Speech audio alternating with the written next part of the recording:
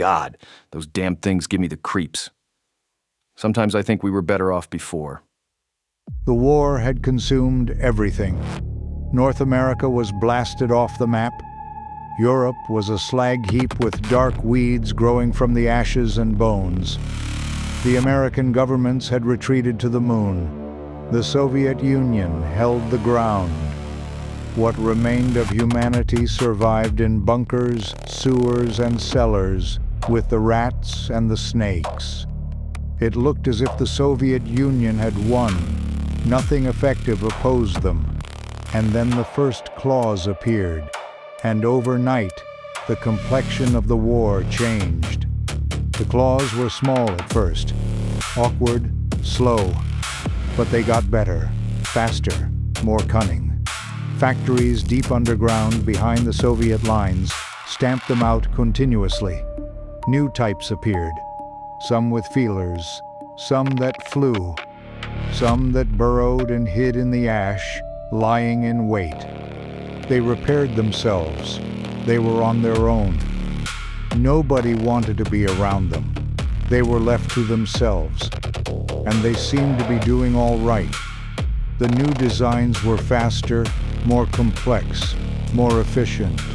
Apparently, they had won the war. A single Russian runner had made it through the claws, carrying a sealed message. The Russians wanted to talk terms. Send a man out. You don't think it's a trap? It might be. But the location they give for their forward command is correct. It's worth a try. The claws weren't like other weapons. They were alive from any practical standpoint, whether the governments wanted to admit it or not. They were not machines. They were living things, spinning, creeping, shaking themselves up suddenly from the gray ash and darting toward a man, climbing up him, rushing for his throat. And that was what they had been designed to do. Their job. What's that you have? Where do you live? In there. The ruins? Underground? How many of you are there? You're not all by yourself, are you? A 13-year-old boy, living on rats and half-rotten canned food, down in a hole under the ruins, with radiation pools and claws and Russian dive mines above. Hendricks studied the thin, stunted figure. Pipe cleaner arms, radiation skin, eyes large and dark and empty. What's your name? David Edward Daring. They fired, not at Hendricks. Behind him, a faint pop. Waves of heat, ash tearing at his face. Don't fire. Look. A robot. We watched it tagging you. That's their way. They tag along with you, into the bunker. That's how they get in. That was why we wanted to talk terms. We found out about a week ago. Your claws were beginning to make up new designs on their own. New types, better types, down in your underground factories behind our lines. You let them stamp themselves, repair themselves, made them more and more intricate. It's your fault this happened. Variety 3, the most effective. Variety 1, the wounded soldier. It subverted our whole North Wing. Wounded soldiers, knocking and begging to be let in. So we let them in. We were watching out for machines. There must be a second variety.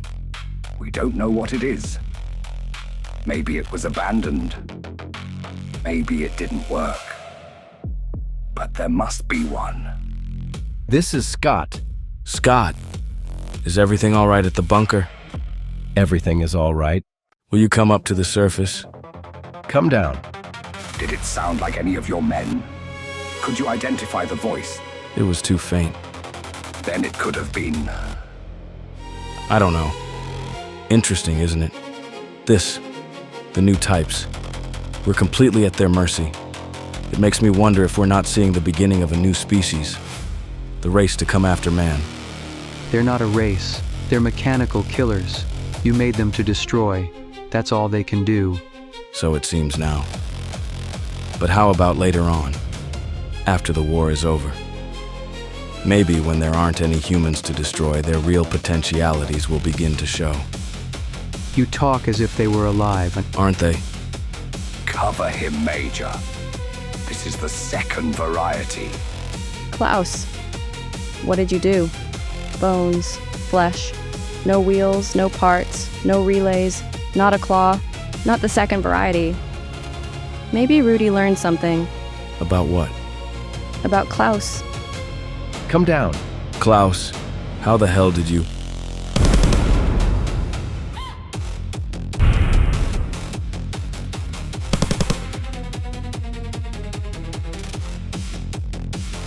Now you understand why he killed Rudy.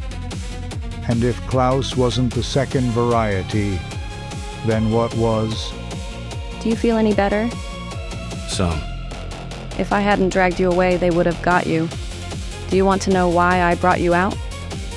Because we have to get away from here. No human being can live here.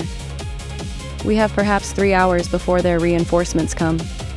If you can't get us out of here, they'll kill us. What are you going to do? There's only one seat, Major. A beautiful ship, Major, well built. I admire your workmanship. You people have always done good work. You build fine things. Your work, your creations, are your greatest achievement. And he had given her the ship and the signal code. Because of him, she was on her way to the moon base. He had made it possible. The bomb, the one Tasso had used to destroy the bunker, made by the second variety, made to destroy the other varieties, made for that end alone. They were already beginning to design weapons to use against each other.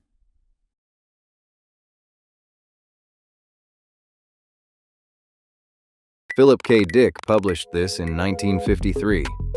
The same year, Watson and Crick published The Structure of DNA. That's not a coincidence worth building a theory on, but it's worth holding for a moment. In the same year that humanity decoded the mechanism by which life reproduces itself, Dick wrote a story about weapons that learn to reproduce themselves, to repair themselves, to design new versions of themselves, to evolve. The claws were designed to do one thing: find life and destroy it. That was their purpose, their function. They were given the autonomy to repair themselves, to improve themselves, to stamp out new designs without human oversight. And the new designs were better, faster, more cunning. So cunning that they stopped looking like machines and started looking like people. Variety 3 is a child with a teddy bear. The claws modeled human psychology and built a weapon shaped like human compassion.